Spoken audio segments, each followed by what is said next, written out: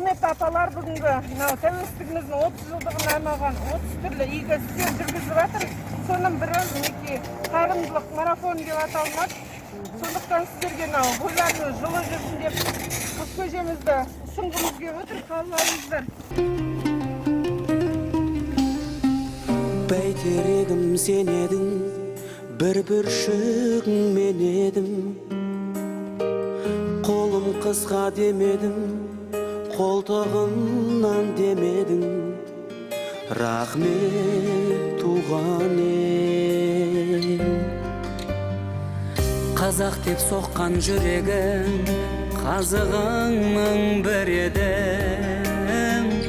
Тайғағында тағдырдың табанды саған тіредім. Рахмет туған ел. Рахмет саған туған ел.